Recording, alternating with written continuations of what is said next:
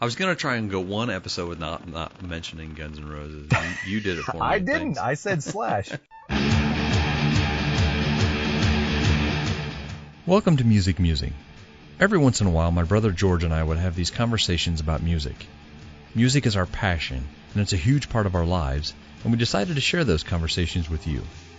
So if you love music, sit back and enjoy this podcast.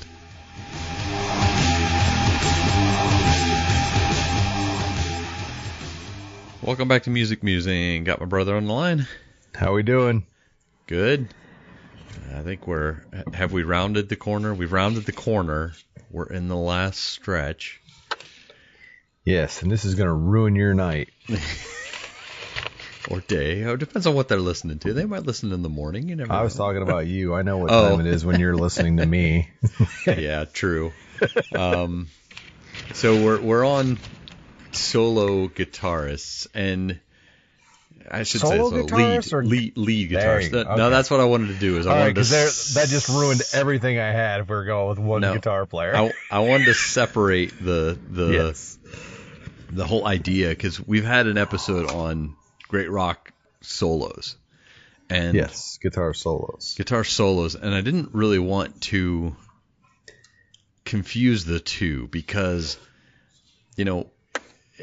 a lot of times we do this, we go through lists, we'll find people that kind of fit the top of our list and who we think is good, and we'll even do a little research. But I think we kind of wanted to jump back to what we used to do and just kind of riff off things. And right.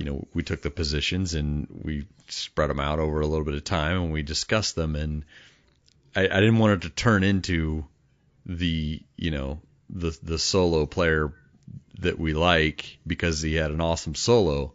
Because I think there's some lead guitar players that have never had a good solo, and I think there's some solos in music that I wouldn't have pegged the guitar player as a lead player. Yeah. So I think it could go both ways. I think, I guess we could start with position. What makes us a lead player? Yes. I'm going to let you go on this one. What makes a lead guitar? To me, it's usually, if all that listened to our previous podcast was about the rhythm guitarist, and it's usually, I wouldn't say, I guess we did differentiate. You almost, if you have two guitar players, you usually have a designated lead guitarist and a rhythm guitarist. And the simplest example is either Kiss or AC/DC, Paul Stanley and Ace Frehley, or Malcolm and Angus Young. Yeah. You have two very distinct styles, two very different tones, even, if you will. I mean, most one's usually so the guitar sound, and one's more usually distorted. If speaking of rock and roll in general. A lot of times the lead player also has a lot of what's called overdriven sound, where it's distortion but taken up another step, so you can get certain effects that you can do with it, kind of like Van Halen or Jimi Hendrix and stuff. Right, so and that also go ahead. No, go ahead. That also leads into the, if it's a single guitarist, they usually, I've found that they use a lot of effects. They like, for if they go into a solo, they'll hit the distortion pedal, or, so on and so forth, and drop back, out of that overdriven distortion sound, for the rhythm of the song or whatever. So yeah, but then okay. You've got the anomaly of two lead players. We talked about with Iron Maiden and right, like even the Eagles. When you talk about those two guys, both those guys are accomplished lead players as far as I'm concerned. Oh, absolutely. So where do we? So we don't have a definition yet. Is that what you're saying? I don't know that. Well, I mean, I don't know if it's fair or not, because rhythm guitarist, I think we kind of established it. If you're a rhythm guitarist that does not solo, I mean, that's you almost have that's almost, I wouldn't say mandatory, but I think we kind of established that there's a two guitar system on a strictly rhythm guitarist. Whereas I think this is different, where you can, one guitar can play either or. If they're, I would hate to say good enough, because not to demean the rhythm guitar section, but I think it's different. I mean, I don't think, if you have one guitar, most bands with one guitar, I should say, if they do any kind of soloing, or if there's any kind of, it's usually an above average guitar player that does both. That's a one guitar show. Well, then do we need a lead player? I mean, that kind of begs that question of, if you're talking about positions and you're talking about, putting a I think that depends on the listener. I think that if you want to listen to Van Halen, I mean, he plays rhythm and he plays keyboard and he plays, lead. Piano. You meant piano, right? Foreshadowing. But I think there's a level of, it depends. I think not even a level. It 100% depends on the listener. If I want to listen to, Steve Vai, the guy plays, solos.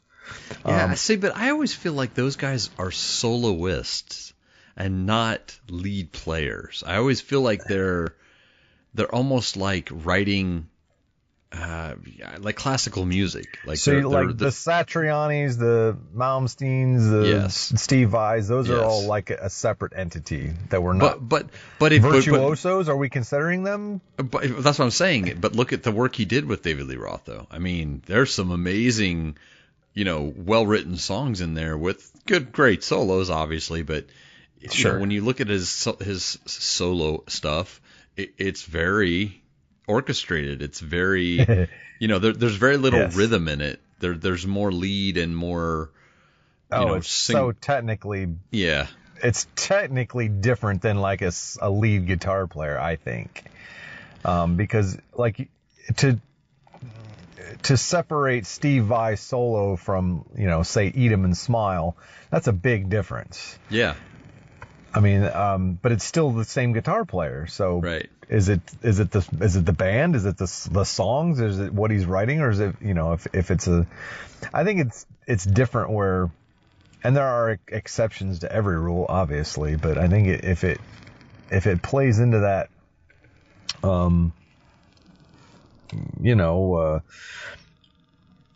whatever you want to call it, if it plays into the band, I think it can. You know what I mean? I think it can differentiate. I think you can differentiate. I don't know how else to put it. No, I think separating those two is not difficult to do. And I would, if I was going to look at somebody like Malmsteen, I would say he's a soloist. If I'm going to look at somebody like Vai, I'm going to say he's a lead player, because he's done the other. He's really done it well. I mean, and I think when you look at bands more like what you said with AC/DC and Kiss, I think you're looking at there's a definitive separation between the two. I mean, Malcolm does not play lead. He just it's not in his wheelhouse. It's not in his want. It's not in his need. Right. But if you look at a band like the Eagles, both Walsh and got blank and see his face. Wow, I just completely drew a blank too. But regardless, I mean, you got two guitar players in a band that one can sit and play a rhythm and the other one can lead over top of it, and they can swap seamlessly. Right, and they proved that by their own solo careers also. Yeah, right. And Walsh had a really successful solo career. Yeah. So what does it for you? What's a lead player for you then? I mean, we've kind of defined it a little bit, but what kind of lead player does it for you? I just the unspoken, the untouchable, I don't know how to put it. It's the feel. We'll put it in a person. I'm going to sidebar for just a split second. I like Stevie Ray Vaughan, but I think he falls into that other category. I agree. I would. So I would certainly agree with that. So to me, I don't know. He's a pretty good blues player, though. David Gilmour. Wow. It's funny. I've always thought of this. Everybody always does slow hand for. Eric Clapton's an amazing guitar player, and he's on my I'm using air quotes so you can't see list. Well, but I would honestly say that Gilmour is more fits the title slow hand than Clapton does for me. David Gilmour is ridiculous. The thing I like most about him creating a solo in a song is that it feels like you're on I don't want to say on the beach. It feels like you're on the couch relaxing when you listen to his solos.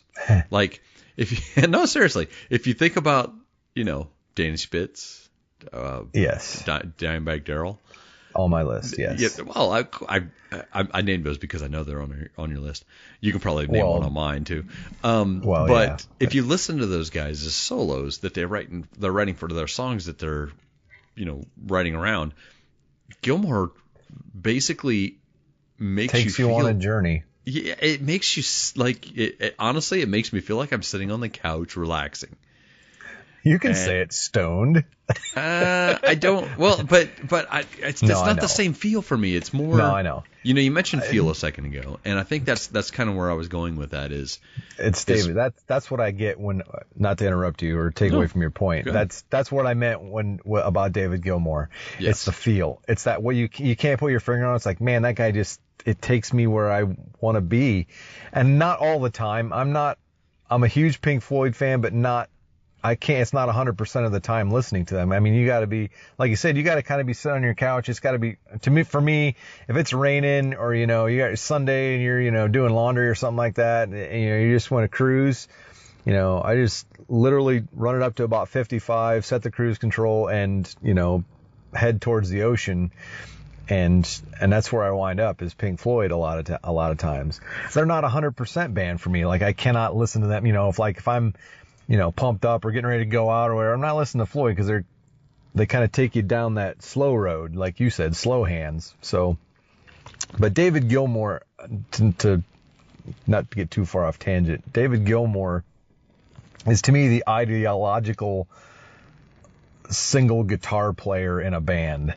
Like the guy's rhythms and the guy's musical ability are first rate, and his ability to solo or shred is very, very well known, and he was on a lot of lists that I looked at, as far as guitar player, top rock guitar players and stuff, just for a joke, because I know who I like to listen to, but he's always come up on my list of favorites. Like, that guy gets it, as far as, even if I don't want to listen to it all the time, that's the quintessential lead guitar player for me.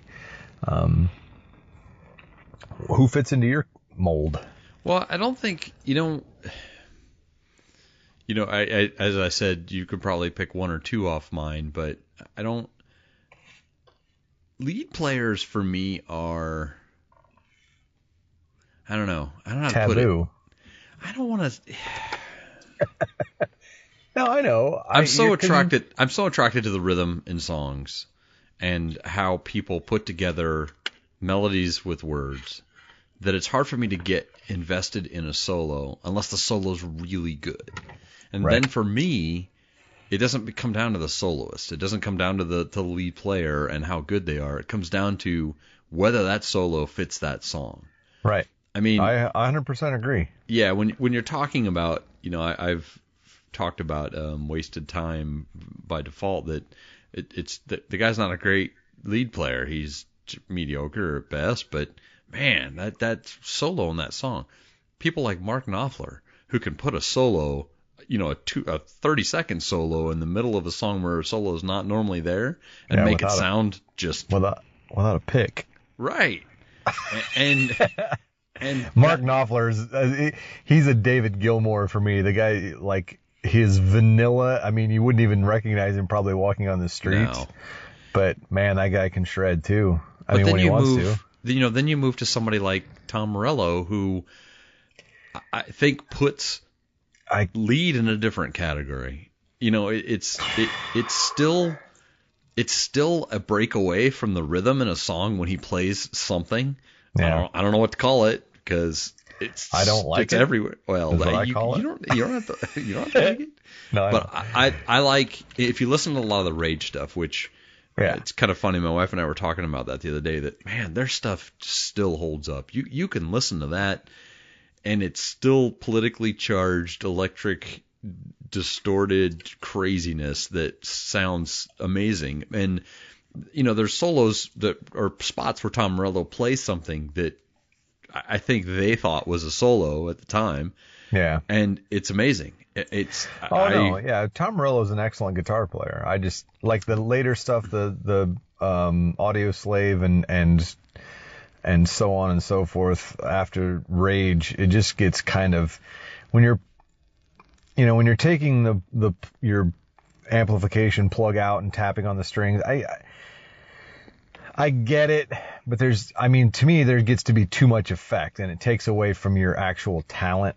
The early Rage Against the Machine stuff is great, and I think he's an amazingly talented musician and guitar player, but it loses it. He loses me a lot of times on his unnecessary stuff. So, but I get it. So who's somebody you don't think people would consider a lead? One of my all-time favorites, and that was the next thing I was going to write, was Dane DeLeo from Stone Temple Pilots. Trying to think of any leads in any of their songs. There's Cracker Band's got a pretty good lead in it.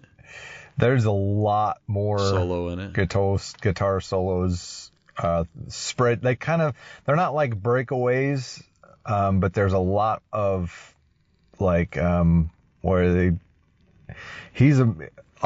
they're one of my favorite bands. I mean, that's no secret if anybody listens to the podcast. But yeah, he's been doing it a long time, and he's really underrated as a musician, singer, songwriter. He's a lot better than. Check out some of their live stuff, especially even recently. That he's really amazing, and I don't think he gets nearly enough credit because of being behind such a charismatic frontman like Scott Weiland, and then Chester Bennington, and then now this new guy Jeff Gutt. They definitely him and his brother Dean, who plays bass, have definitely kind of fallen into the shadows, but they are that band, and right. He's always stood out to me as just an amazing guitar player, not just a rhythm or a lead guitar player, just a great guitar player. And some of his, and like you said, Cracker Man, Silver Gun Superman is. Oh yeah, that's another good one. Some amazing guitar work in that song. Down, the song Down is just flawless execution, but for me. But as far as, and here's another shocker, Tom Schultz. I don't know who that is. Who's that? Yeah. I don't know. I wouldn't underrated. I wouldn't say underrated. I mean, Schultz? He's never heard of him. Yeah. You and nobody else. Obviously, I would agree with you though. I think that the band Boston, he doesn't get nearly enough credit from some of his solos. I mean, I would say as a guitar player, you have to know that name, but for different reasons. Because he's built 90% of the musicians' cabinets and heads and their guitars. He's an MIT graduate. Effects and everything, right? Right. I think that me having knowledge of who he was, I honestly, when I was told about him, I didn't know he was the guitar player for Boston. Had no idea. Right. Because when I started learning guitar, it was just, hey, these are how effects work. This is the guy you need to look up. I'm like, oh, well, he kind of invented all this stuff. This is really cool. And then, a couple months later, I realized, oh, hey, that's wow. Okay, now I see. That guy's pretty good. Yeah. For me, one of those people that stands out as a lead player that never got credit as being a lead rock player because his genre really wasn't that, was Prince for me. Oh, yeah.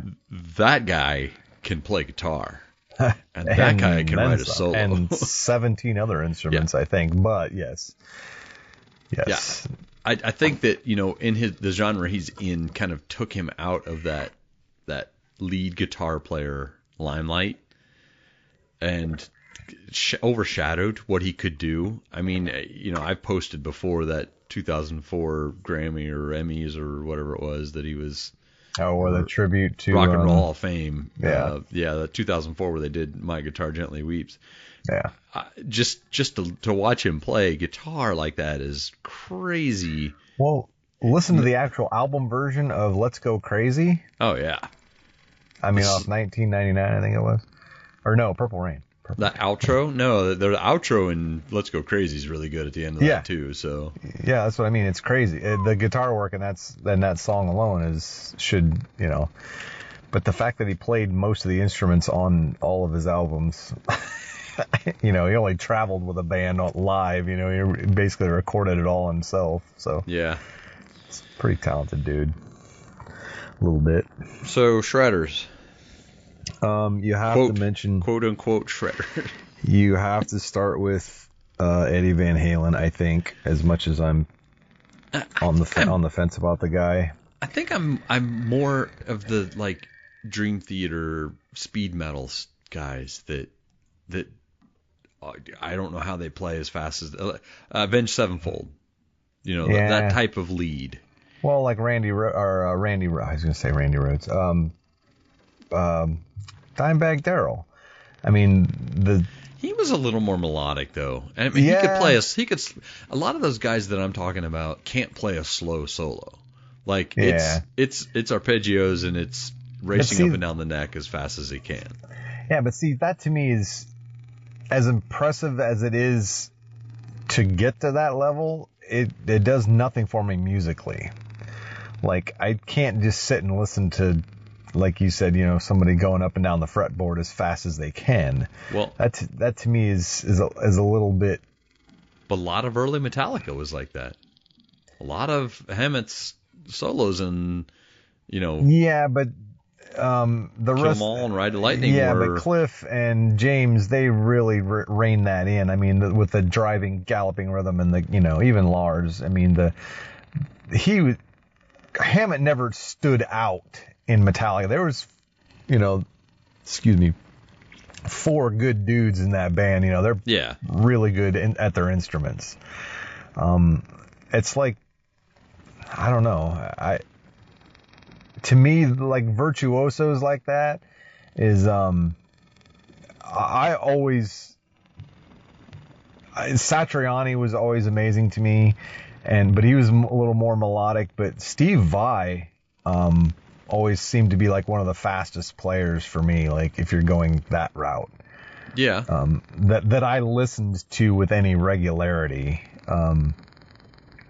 But even you could say maybe a Vinnie Vincent, but then they said, well, he sped his tracks up or whatever to make it seem like he was playing faster, and I don't know, but that was never a lead guitarist to me. I thought when I consider a band, I think it has to fit the guitar player playing lead or whatever, either by himself or with a rhythm guitarist, has to fit the band. Your boy Mark Tremonti.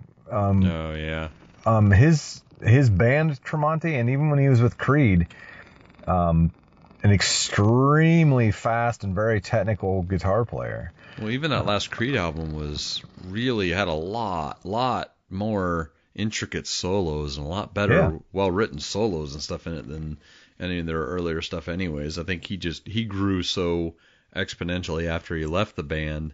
I playing agree. with Miles and right. doing his Alter solo Bridge stuff too, right? and I think he became he kind of started in that Angus Young realm and kind of ended up in that Steve Vai realm. Somewhere in the middle, maybe. That's probably as close as you could get it to a comparison. Yeah, I mean that's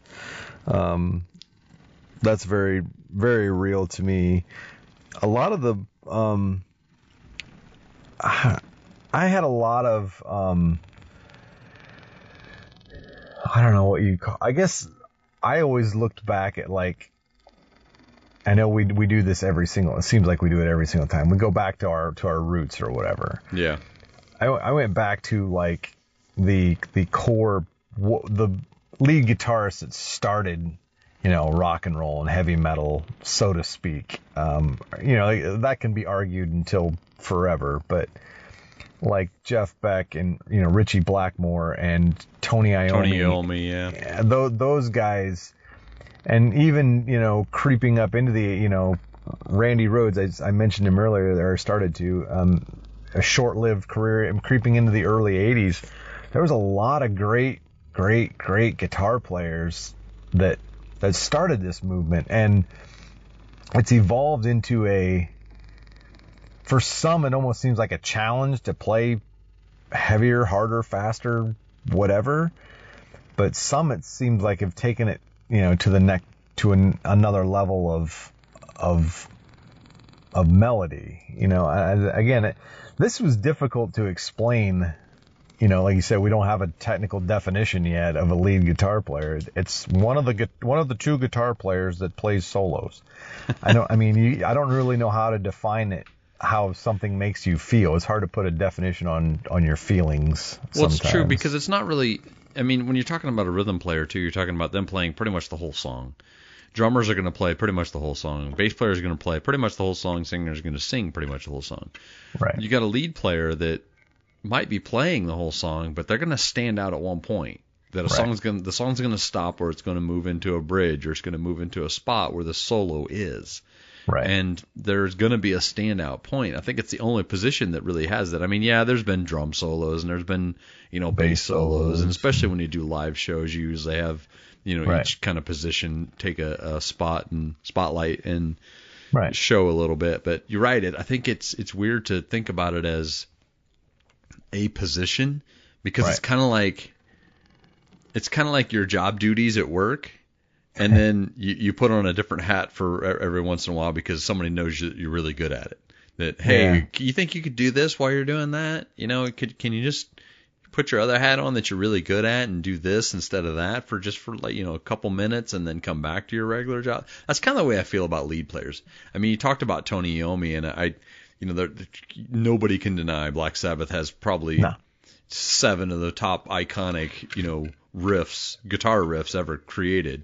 But he was a pretty good lead player. I mean, sure.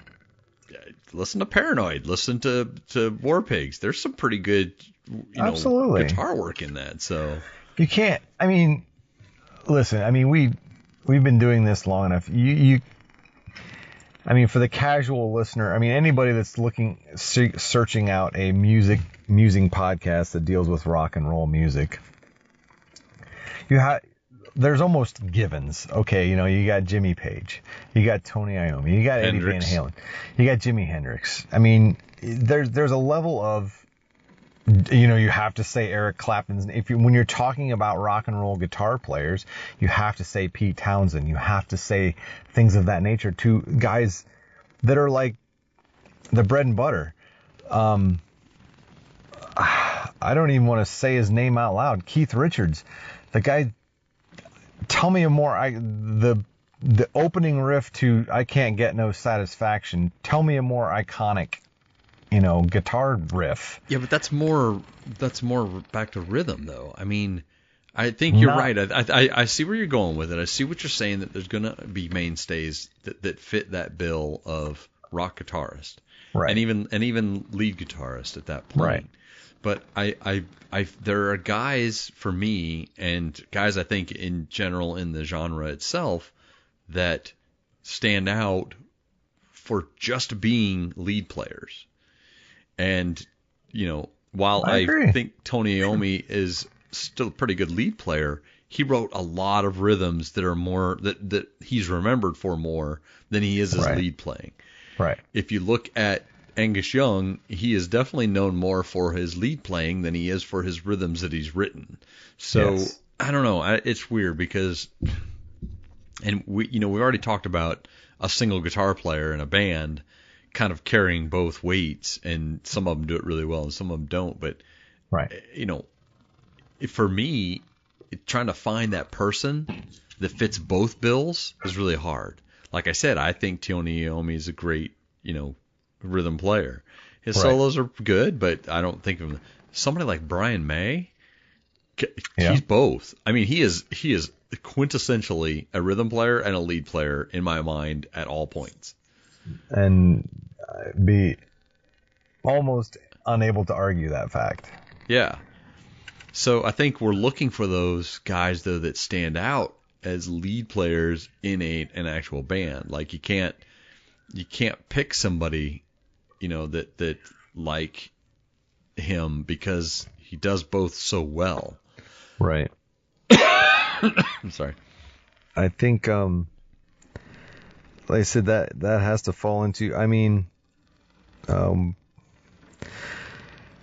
for me, it boils down to if a band has just one guitar player. To me, they almost have to do both. I mean, Yeah. you have to have some. I mean, yes, we went over this last time. Your bass guitar player can pick up a lot of the rhythm, but I mean, if it's like you keep using Black Sabbath, Tony Iommi, I mean, he's got some of the most crunching riffs ever, as far as hard rock or heavy metal, whatever you want to term it, and some great solos. I'm a huge fan, and he's no longer with us. Dimebag Darrell is the same way. I mean, Pantera has some of the most crunching rhythms. Oh yeah. And in some of the most amazing shreds as far as guitar solos. So if we're going down that path, I would have to pick Darrell Abbott, Dimebag Darrell, that for that, I guess, for the one stand out to me, because that's more of my, bread and butter, as far as a guy that does both well. Right. Because listen to 5 minutes alone. If you don't think the guy can do a rhythm and a insane guitar solo, that song really changed how I saw guitar players. Well, and I would say for me, although I'm not a huge fan of their music as in general, Eddie Van Halen's fits that for me. Yeah. Like there's a lot of their songs that I can listen and go, man, that's a catchy rhythm. That's the beat's really good in that, and the guitar really follows along really well. And then he obviously is kind of one of the ground zeros for shredders at this point. To take Panama off sticks out term. Panama sticks insane. out. Yeah. Even Unchained is I don't that song comes on the radio and my instinct is to turn it, but it's so catchy. It's so that's definitely The Cradle Will Rock is an amazing Anyway, Van Halen, that's what I said, though. You have to mention those guys. Tony Iommi, Van Halen. Eric Clapton is the same. I mean, listen to some of Cream, the rhythms, and then the shredding guitar solos in that. He has to be brought up whether you like the guy or not. I mean, it's... So where did the solo come from? I think... a necessity, I think it's an ego thing. I think a lead guitar player wanting to show off just that little bit, like you said, when the time comes, they want to differentiate themselves from the guy standing there plunking along, or I do, and I think a guitar solo is, I mean, Chuck Berry kind of started with Johnny Be Good. There's kind of like a I think Yeah, that's a good I would point. say, you use the term ground zero for guitar solos. I think Johnny Be Good. When did that come out? Late 50s, early 60s? Somewhere in there, yeah. So I think you could kind of ballpark and there was blues, guitar players doing solos, a lot of guitar work, a la Stevie Ray Vaughan, where most of those blues rock songs were more or less, 6-minute guitar solos with singing in between it. But I think Chuck Berry's Johnny Be Good kind of ushered in a level of, hey, look, I am good at this instrument. I'm going to show you how good. So I think it's kind of like, now we're at, Steve Vai, and with the magic of the internet, there's 7-year-old, girls playing Moonlight Sonata at, 16/16 speed. It's ridiculous what they're doing with the instrument, and the sounds people are making with acoustic guitars and electric guitars now, and the tapping and the finger picking and the plucking, and it is insane where it's come to. And I don't think we've even started to use that instrument's abilities. But to answer your question, I think a lot of it was just simple ego having to show off just that little bit. Yeah, how does the first guy though talk the band into that? It's like, hey guys, let's stop right here and just let me play a little bit. I think. I mean, really, I'm not disagreeing with the ego statement. It's actually not a bad, point. But how does that get past? I think most of it is. If I were to guess, and this is just really a shot in the dark, I would say a lot of those bands were started by those guitar players. No, that's a good point. I.e., Ted Nugent. Ooh. Okay, listen, guys, and I'm sure there are people that can, but name me one of the other band members in one of Ted Nugent's albums. That's right. Right. So how did Van Halen get their name? Well, that's what I'm saying. That's exactly what I'm saying. Yeah, I was just making your point. when they start, I think that becomes like, hey, I'm a guitar shredder, and the music is going to be what I want to make it. And if you don't like it, get the hell out, more or less. That's kind of because if you think about it, think about the bands that have shredder guitar players. Yeah. I mean, there's a lot. Most of them are, i.e., Van Halen, Ted Nugent. There's a level of, and I don't think it was. I think the formula was kind of set, or the die was cast, so to speak, where, like I said, Chuck Berry, hey, listen, I'm going to stop for a second and, show you how good I am at this instrument. And then it's like, hey, that sounds pretty good. And then I'm sure there were, vocalists and drummers and bass players that were on board with, hey, our guitar player's really good. Let's let him get out there and shred while we, go to the bar and get a beer or whatever, while he can do a 7-minute guitar solo or whatever. I.e. Peter Frampton, I mean, there's a lot of, the band would walk off stage and the 70s and 80s, they would do these elaborate guitar solos,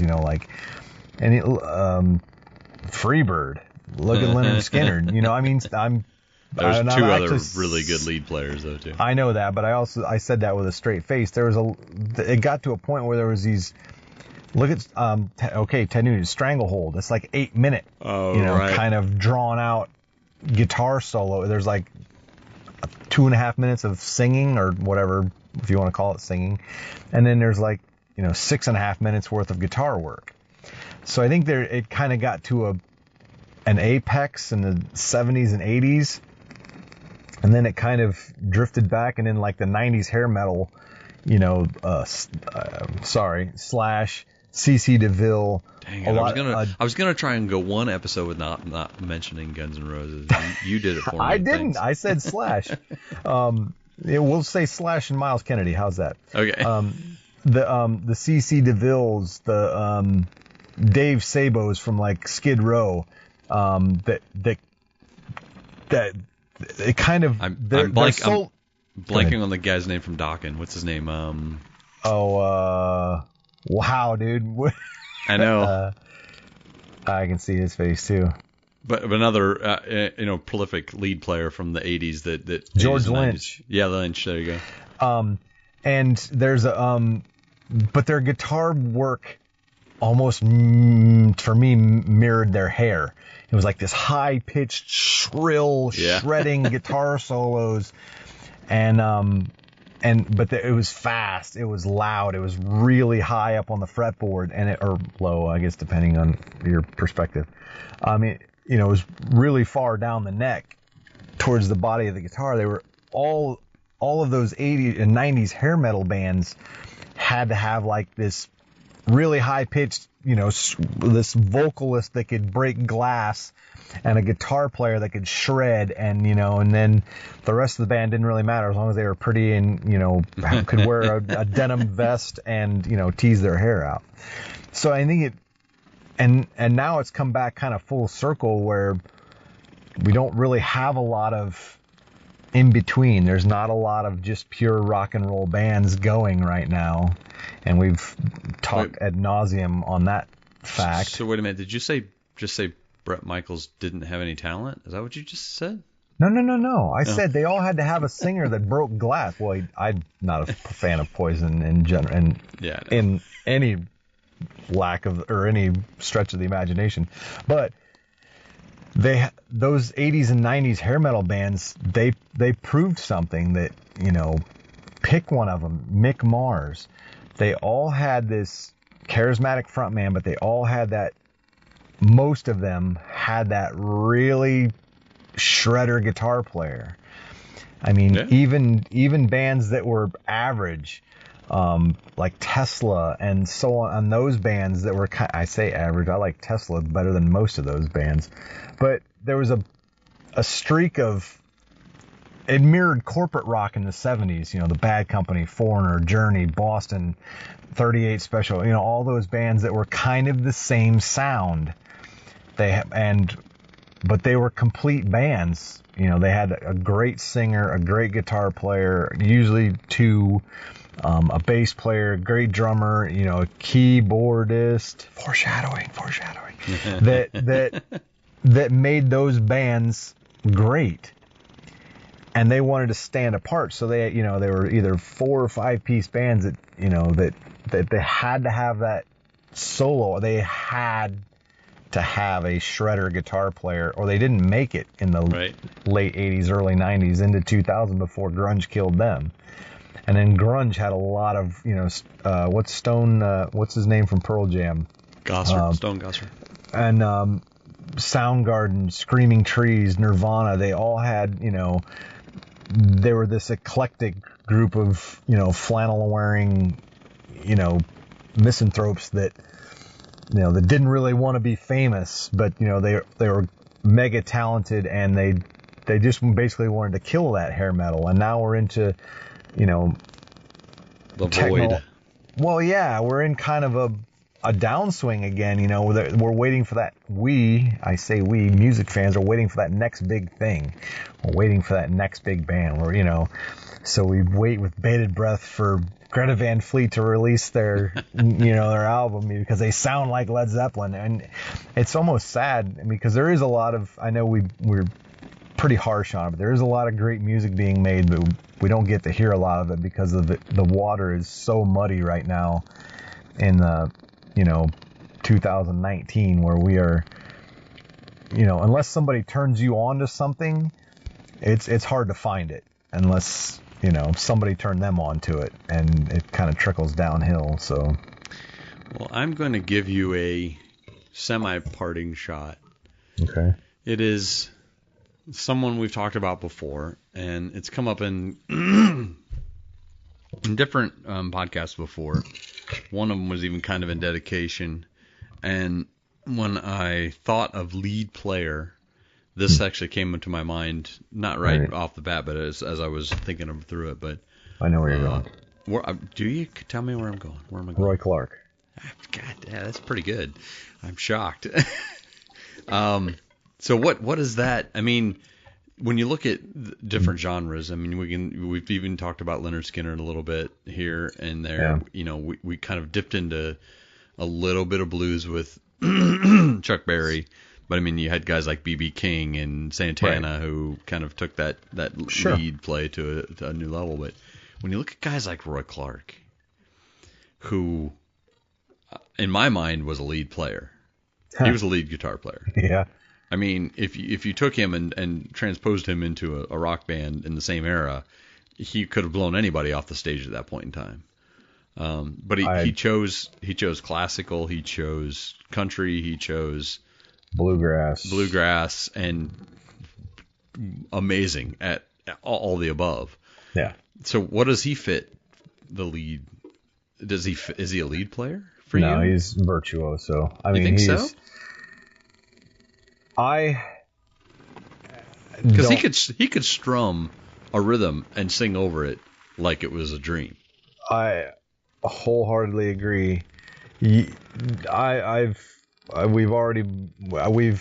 talked Roy Clark a lot in the last few episodes because he passed recently. I mean, within the last 6 months or so, I guess it is. Right. It was, but Roy Clark is that guy. He's that exception. He is the rule breaker. He's the exception to a rule because not only would I put him up against, I would put him up against any guitar player out of any genre. And that is saying something. I would put him up against a Stevie Ray Vaughan. I would put him up against Jimi Hendrix. Yeah. As far as talent level and ability, because he didn't just do it well, he did it exceptionally. But because he was a virtuoso, as you put it, and I'm using your word for purpose. Right. Does he... I feel that he was a lead player that was lost in himself, and I don't mean it in a bad way. I'm just saying. No, I know what you mean. I think he was a solo artist that just chose to blend in with the people around him. Yeah, and maybe it was a genre. Maybe it was that genre doesn't lend well to standouts or to egos, anyways. So. Well, yeah. I mean, now country and bluegrass has kind of came. In the last 30 years has come into its own. And I mean, to give credit where it's due, I mean, let's,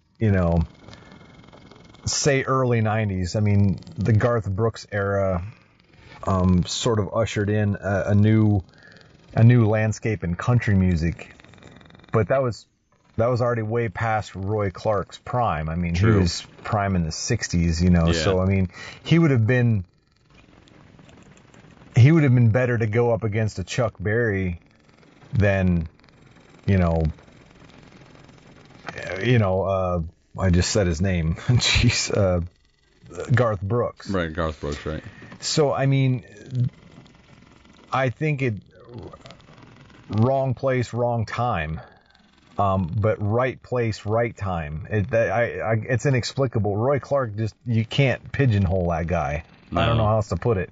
He chose where he wanted to be, but he could have done any and all of it and done it better than 90-ish%. Yeah, I agree. In that era, let alone genre.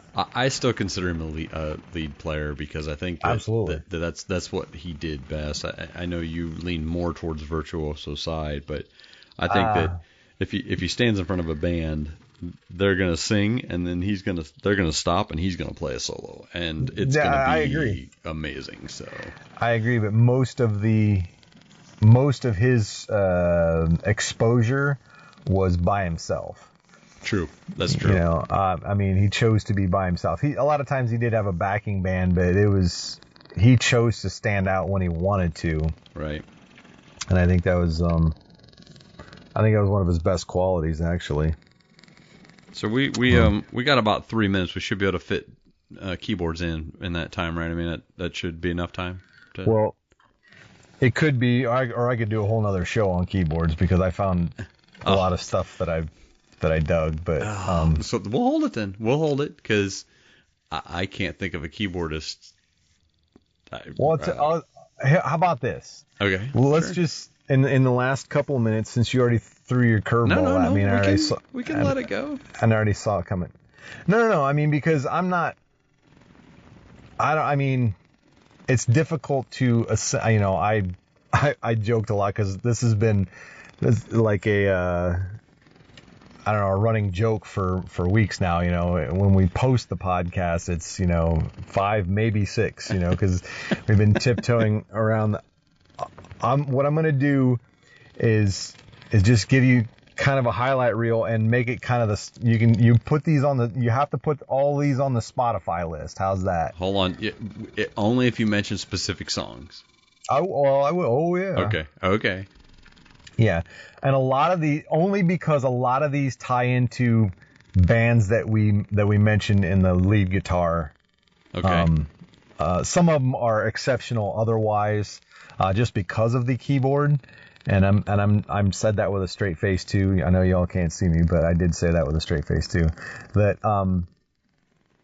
it was more predominant in the 70s and 80s. Oh obviously. Yeah. I'm not gonna disagree with that completely. Obviously. But I've got my pen ready. My pen I got piece of paper and pen ready. Smoking, right? No, I really don't. I'm just kidding. I'll just listen to it later. No, there are obviously obvious exceptions that, if you want to put Elton John and or like a Billy Joel, you can kind of tiptoe around the rock genre with those guys. But let's see, I got. You can go back to Garth Brooks. He was a pretty good piano player too. I got actually quite a few that people may be a bit, I wouldn't say surprised on, but so let's be clear. Are we gonna have a 6th episode, or are we just no? Okay. Nope. I'm gonna finish this right here. Baba O'Reilly by The Who. Oh, that's keyboards, isn't it? Yes, it is. Great song, great rock and roll song. Pete Townsend, keyboards. Okay, stay with me. REO Speedwagon, Keep on Rolling. Okay, is there going to be a Deep Purple in here somewhere? Duh. Highway. If you don't have Highway Star, if you say keyboard rock and roll and don't have Highway Star on there by Deep Purple, this is a waste. This is wasted breath. So true. Yes, I'll just go with that one next. Deep Purple's Highway Star. Subdivisions by Rush. Pretty much exclusively keyboards in that one. Shine On You Crazy Diamond by Pink Floyd. Oh, there's keyboards in that? Are you serious? Yeah, no, it's I'm like trying 25 minutes total, and it's mostly keyboard. I have to re-listen to that song. Yeah, okay. Obviously, Separate Ways, World Apart by Journey. Yeah. I mean, gotta have that one on there. Jump by Van Halen. Come on. I mean, that's one of the most iconic keyboard intros to a rock song ever. Yeah, in fact, the second version of Van Halen had a lot of keyboards in it. Yes, that stuff and I foreshadowed earlier. Eddie Van Halen is an accomplished pianist and guitar or keyboard player. Foreplay, Long Time by Boston. Come on. I mean, it's an instrumental with mostly keyboard and bass, and then Long Time comes in. You're just biased on that one. Yeah, pretty much anything by Emerson, Lake and Palmer. Pick one. Led Zeppelin, Trampled Underfoot. Come on. Yeah, that one comes up for me quite a bit, and I told you that my son's been listening to the Led Zeppelin albums kind of in order to see how he likes them, and he's not a big fan of that album. Well, I'm lukewarm with Led Zeppelin at best anyway, but I mean, we're talking album keyboard and rock songs. That album does contain a lot of keyboards on it too. So Runabout by Yes, and last and certainly not least is one of my November Rain by Guns N' Roses. That's awesome. That is perfect. Shut your pie hole. Don't ever say that to me again, or I'm never doing another podcast. I hate that song with the heat of 1,000 suns. I cannot stand that song. I don't know why. It's Home Sweet Home by Motley Crue. That's awesome, brother. You picked the best one and saved it for last. You want me to do this or not? It's an instrumental. Are you ready for it? Sure. Frankenstein by Edgar Winterman. It's got to be mentioned. We're talking. It does. I don't. When I actually I did personal research and then I went online and looked, and I honestly couldn't think of. I mean, the only thing I could come up with, like right off the top of my head, was Trent Reznor. With obviously that's more electronica than I know it is, but it's still and I love Nine Inch Nails.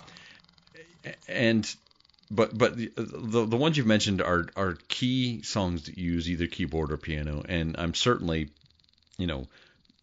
whether you like November Rain or Home Sweet Home, those songs are iconic, and they have guitar or piano in them. Yes. But you've actually just kind of made me remember a lot of stuff that's out there that I think it fits, like you said, more in the 70s and 80s. I think that was really. Yes, and there are, I again, I think, I don't know, maybe 10, there might have been 12. But I mean, I just wanted to touch a few bases, because a lot of those songs, we mentioned the guitar players of those bands, Pink Floyd, Boston. There's a lot of, even Led Zeppelin. There's a lot of band that, you didn't mention the Doors. I'm kind of shocked. I mean, I know you're not a Doors fan, but that was intentional. To not mention the Doors. Well, but again, if we're talking about, if we're talking about things we like, I appreciate you leaving it out. But a lot of the Doors. As far as rock, I struggle with equating. I mean, they're more of a, I guess you could call it acid rock or something along those lines, but. Kind of like the Dead. I mean, the Dead had a lot of piano and stuff in theirs too. So. Sure. I mean, again, this is literally tip of the iceberg. There was a lot of great rock and roll songs. I mean, again, first and foremost, you said it, but listen to Highway Star. Yeah. By Deep Purple, because the guitar work. We mentioned him, Richie, and the keyboard in that song is. I don't know, I think the song's like 8 minutes long, and it's just abusive to your eardrums to listen to it all. I mean, if you've never had that song on like 100 mile an hour at like 3 o'clock in the morning with the windows down in your car, I don't really want to know you. I don't need that kind of negativity in my life if you've never done that.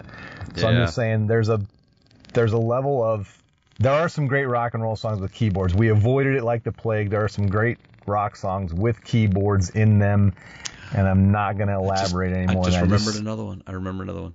What? Is Beth by Kiss. There you go. Seriously. I mean, you're half joking, but I mean, there are a lot of great songs and a lot of great rock bands that slowed it down, put some keyboard in there, put some piano in there, and made, because do you hear Shout at the Devil or Home Sweet Home more on the radio from Motley Crue? Exactly. I know which one I would rather listen to, and sure ain't Home Sweet Home. Agreed. I even, joking aside, they do play that one a lot more than they'll play any of the other ones by them. Guns N' Roses gets a little more leeway, but you still hear November Rain on the radio. Yeah, November Rain is like the first video on YouTube to get like 1 billion views or something like that. So I mean, that's truth. So I get it. I'm not a fan. I'm not a huge fan. There are some great. Either. Well, I meant of keyboard, piano in general, and rock. I'm not a huge fan, but there are some really great rock and roll songs with keyboard in it. And I'm not a non-fan. I mean, I won't.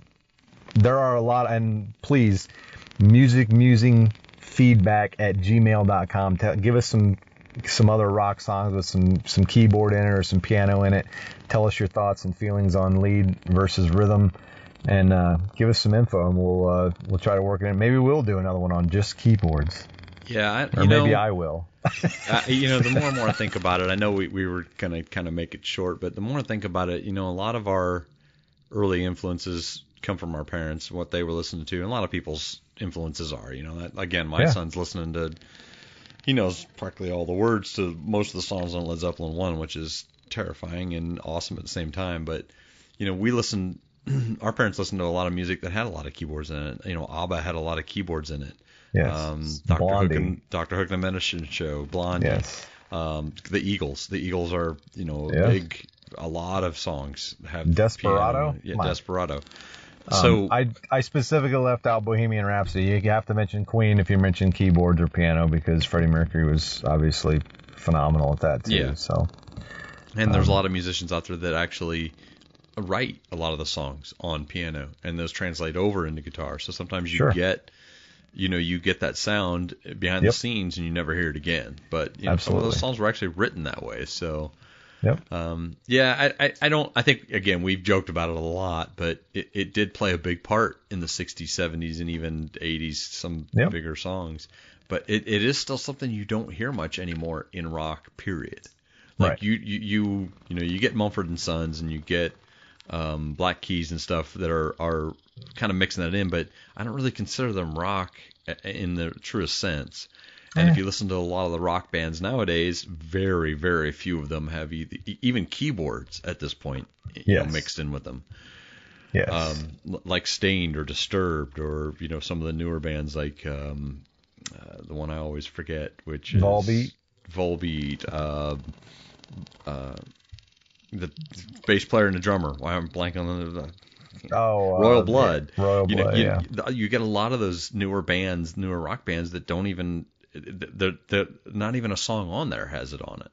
Yeah. So it's something that's kind of went away in rock, but it definitely had its heyday, and I think you mentioned the highlights of its heyday right there. So yeah. Well, I mean, Journey was a lot of their music involved was keyboard, and so did Boston. I mean, Don't Stop Believin' starts with it, right? Yeah, there you go. 38 Special. I mean, again, the corporate rockers were big Skinner. Yes, exactly. Was it your song, Give Me 3 Steps? That's got piano in it. I mean, there's a lot there, but I'm like you. I don't need it, but there are some really quality examples where it's used in rock music. So quality might be a little heavy of a word, but no, I'm serious. Listen to Highway Star, and you'll be ready to run through a wall. Freebird. Well, okay, not that one. I mean, Freebird's piano at the beginning, right? Yeah, a little bit. I mean, there you go. I mean, we're settled. It's the best rock song ever to yell out when a band's tuning up has piano in it. I'm still not sorry.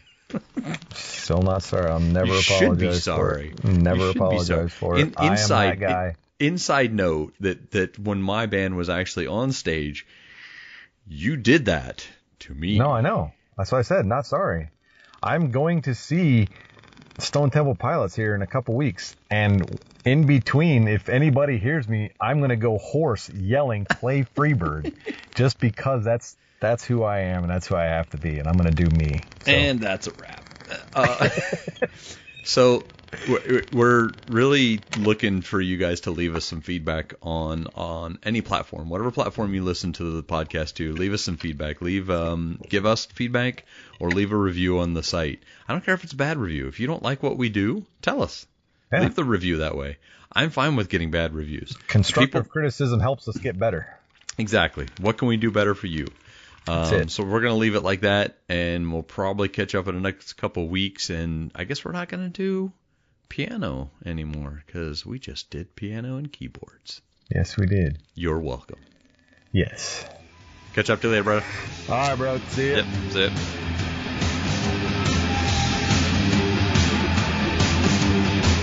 We want to talk to you about music, so reach out to us at musicmusingfeedback@gmail.com. You can also find us on most social media sites by searching Music Musing or George or Craig Seibert, Sybert. And you can also find us on Twitter as musicmusing_ as well. Thank you for listening to this Music Musing podcast.